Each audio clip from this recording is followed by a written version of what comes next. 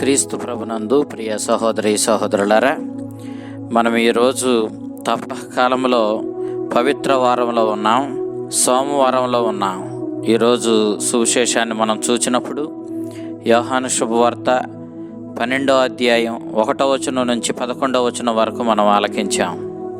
ఈనాడు యేసుక్రీస్తు మరియా, మార్తా వాళ్ళ సోదరుడు లాజరు ఇంటి వద్ద విందులో పాల్గొంటూ ఉన్నాడు. మరియా, మార్తలు ప్రభువునకు కృతజ్ఞతతో కూడినటువంటి విందును అందించారు. దీనికి కారణం వారి సోదరుడు లాజరును క్రీస్తు ప్రభు మరణం నుండి మరలా ప్రాణం పోసి వారికి అందించాడు. కాబట్టి తమ సోదరుని మరణం నుండి లేపినందుకు కృతజ్ఞతగా వారు ప్రభువునకు విందు చేశారు. మనం కూడా అనేక సందర్భాలలో దేవుడు మన జీవితంలో చేసినటువంటి మేలునకు కృతజ్ఞతలు తెలియచేస్తూ ఉంటాం. అదే రీతిలో మరియా, మార్తలు ప్రవర్తించారు. అయితే ఈ విందులో మరియా చూపించినటువంటి ఎల్లలు లేని, అవధులు లేని ప్రేమను మనం చూస్తూ ఉన్నాం. ఆమె చాలా విలువైనటువంటి జటమాంసి పరిమళ ద్రవ్యాన్ని తీసుకుని వచ్చి యేసుప్రభు పాదాలను అభిషేకించింది. తరువాత తన తల వెంట్రుకలతో ఆ పాదాలను తుడిచింది. ఆ పరిమళము ఆ గృహమంతా గుబాళించింది. మరియ వాడినటువంటి ఈ పరిమళ ద్రవ్యాన్ని వెలకట్టినప్పుడు 300 రోజులు ఏకదాటిగా పనిచేయడం ద్వారా సంపాదించేటంతటి ధనానికి సరిపడా విలువైనటువంటి పరిమళ ద్రవ్యాన్ని, లేదా 9 నెలల కూలి డబ్బులకు కొనగలిగినటువంటి పరిమళ ద్రవ్యాన్ని తీసుకుని వచ్చి మరియా యేసు పాదాలను అభిషేకించింది. యూదులు ఒక రోజు కూలిని 1 దీనారంగా చెబుతారు. ఆ విధంగా చూసినప్పుడు మనము ఈ పరిమళ ద్రవ్యం విలువ 300 రోజుల కూలితో సమానం. అనగా 300 దీనారాల విలువైనటువంటి పరిమళ ద్రవ్యాన్ని తీసుకుని వచ్చి ప్రభు పాదాల మీద పోసి ప్రభు పాదాలను అభిషేకించింది. తన తల వెంట్రుకలతో ఆయన పాదాలను తుడుస్తూ ఉంది. ఈ సందర్భంలో అక్కడే ఉన్నటువంటి యోధ ఇస్కరియోతు ఈ పరిమళ ద్రవ్యమును 300 దీనారములకు అమ్మి పేదలకు ఇయ్యవచ్చు కదా అంటూ గొణుక్కున్నాడు. నిజానికి యూదుల సాంప్రదాయంలో ఇతరులకు దానం చేయడం కంటే మరణించిన వ్యక్తికి పూసేటటువంటి పరిమళ ద్రవ్యాలను బహుమానంగా, కానుకగా ఇచ్చి ఆ యొక్క ప్రేమ కార్యాన్ని, ఆ కరుణ కార్యాన్ని కొనసాగించడం చాలా ఘనమైన కార్యంగా వాళ్ళు భావించేవాళ్ళు. అందుకే ఇతరులకు దానం చేయడం కంటే కూడా మరణించిన వ్యక్తికి పరిమళ ద్రవ్యాలు లేపనంగా పూయడం అనే పుణ్యకార్యం ఉత్తమమైంది అని యూదులు గట్టిగా నమ్మేటటువంటి ఆచారం. కాబట్టి ప్రభువు ఈ సందర్భాన్ని వినియోగించుకొని, పేదలు ఎల్లప్పుడూ మీతోనే ఉంటారు, వారికి ఇప్పుడు కాకపోతే ఇంకొక సందర్భంలో మీరు వారికి సహాయపడవచ్చు, కానీ నేను మీతో ఎల్లప్పుడూ ఉండను. ఇదిగో ఈ రోజున మరియా చేస్తున్నటువంటి ఈ కార్యం నా జీవితంలో నేను స్వీకరించేటటువంటి ప్రేమతో కూడిన కరుణ కార్యం. ఆమె నన్ను నా మరణానికి సంసిద్ధపరుస్తూ నా యొక్క పాదాలను అభిషేకిస్తూ ఉంది అని ప్రభు స్పష్టంగా తెలియచేస్తూ ఉన్నాడు. పాదాలను కడగడం అంటే మొత్తం శరీరాన్ని కడగడం అనేటటువంటి భావాన్ని మనం యోహాను శుభవార్త 13వ అధ్యాయం 10వ వచనంలో మనం చూస్తాం. కాబట్టి మరియా ప్రభు పాదాలను కడిగి ఆయన శరీరాన్ని అభిషేకించింది. ఆ విధంగా ప్రభువుని శిలువ మరణానికి, మానవాళి రక్షణార్థం ఆయన శిలువ మీద మరణించడానికి, యెరూషలేములోనికి ప్రవేశించడానికి ఆయనను సంసిద్ధపరిచినట్లుగా మనం చూస్తూ ఉన్నాం. యోధ ఇస్కరియోతు ఈ విలువైనటువంటి పరిమళ ద్రవ్యాలను పాడు చేసినట్లుగా భావించి మరియను నిందించాడు. అదే రీతిలో అలాంటి కార్యం చేస్తూ ఉండగా యేసుక్రీస్తు ఆ కార్యాన్ని జరగనిస్తున్నందుకు అతడు యేసుక్రీస్తుని కూడా ఆ విధంగానే తిరస్కరించాడు.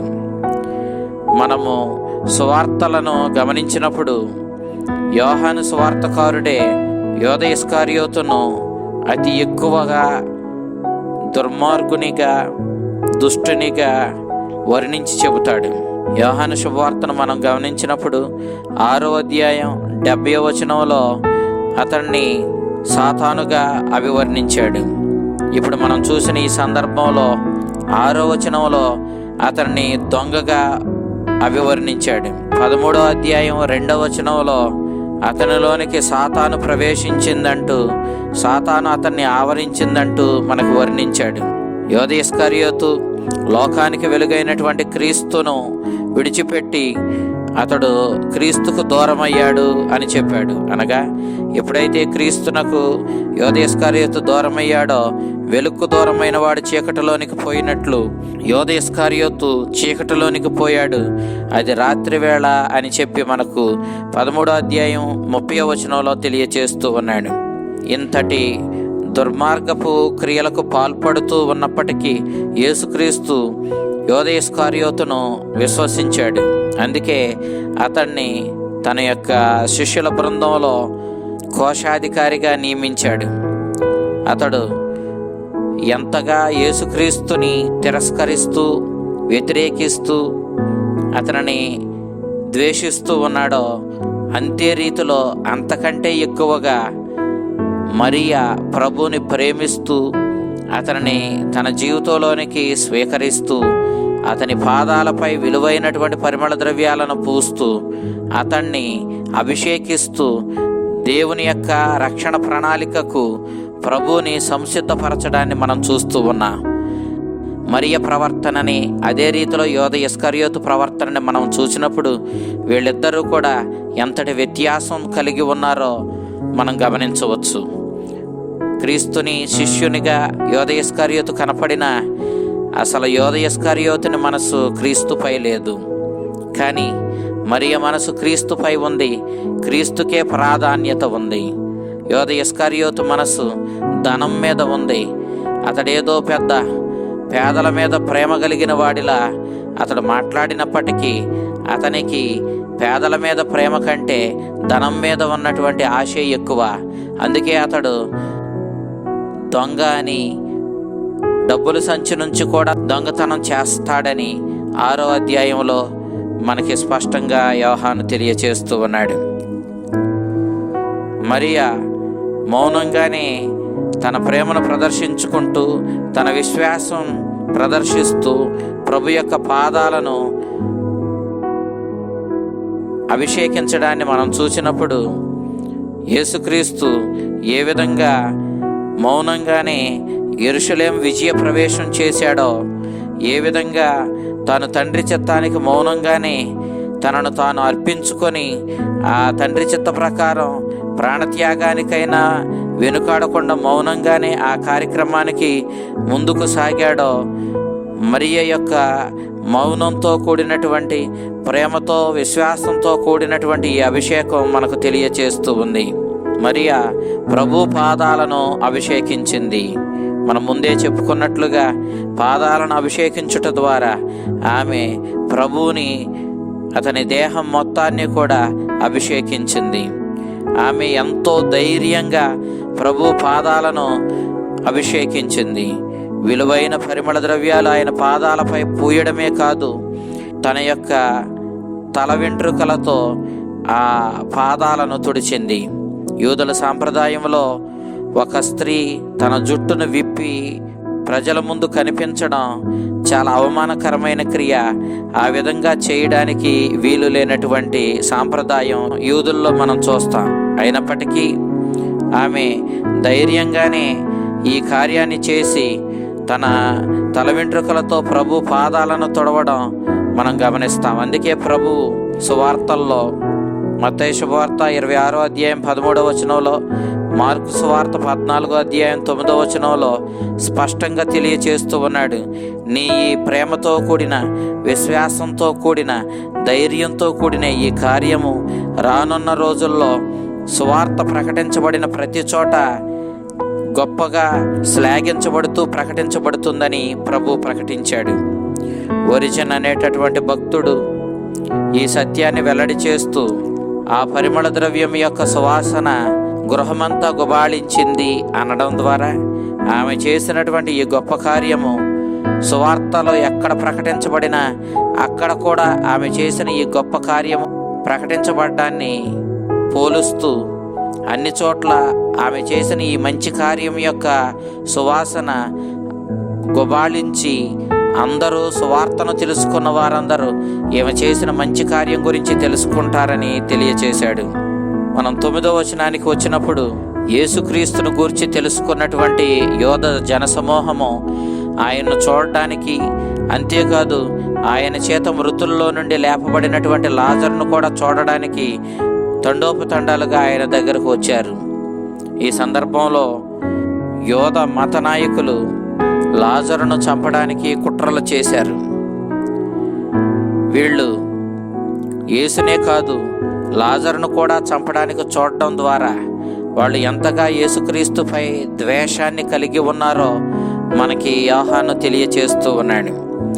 9వ అధ్యాయం మనం చూసినప్పుడు పుట్టుగుడ్డివానికి ప్రభు చూపును ఇచ్చినప్పుడు వాళ్ళు ఆ గుడ్డివాడు వీడేనా లేక వేరేవాడా అంటూ పదే పదే అడిగి అసలు యేసుక్రీస్తు చేసినటువంటి అద్భుత కార్యానికి ఎలాంటి ఆనమాళ్ళు, ఎలాంటి సాక్ష్యాలు లేకుండా చేయడం కోసం, సాక్ష్యాలనే తారుమారు చేయడం కోసం శతవిధాల ప్రయత్నించినట్లుగా మనం చూస్తాం.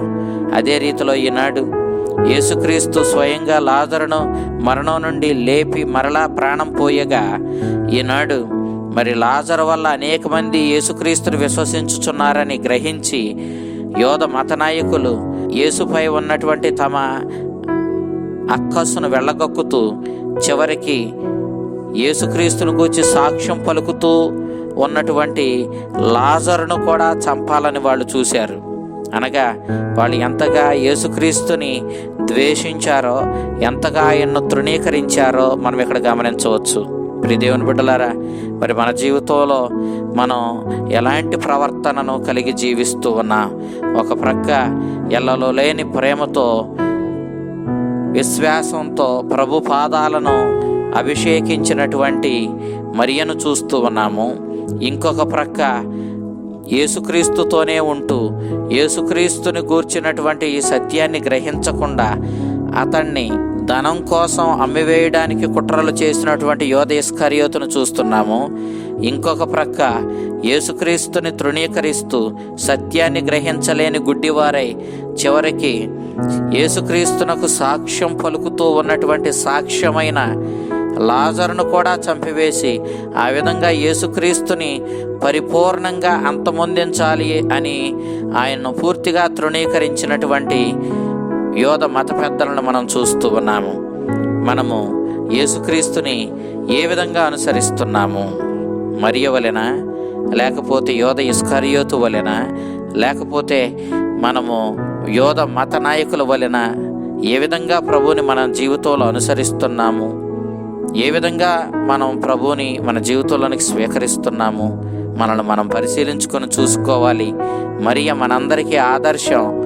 ఆ ప్రభు యందు ప్రగాఢమైనటువంటి విశ్వాసంతో, ప్రేమతో ఆ ప్రభు కంటే ఈ పరిమళ ద్రవ్యాల విలువ ఏమాత్రం గొప్పది కాదని ఆ పరిమళ ద్రవ్యాలు తీసుకొని వెళ్ళి ప్రభు పాదాలపై పోసి ఆ ప్రభుని పాదాలను అభిషేకించినటువంటి మరియా యేసుకిచ్చినటువంటి విలువను మనం గ్రహించుకొని మన జీవితంలో కూడా యేసుక్రీస్తుకు ఉత్తమమైనటువంటి స్థానాన్ని, విలువను ఇచ్చి మన జీవితాలను ధన్యం చేసుకుందాం. ఆ చల్లని ప్రభు మనల్ని, మన కుటుంబాలను దీవించునుగాక. ఆమెన్.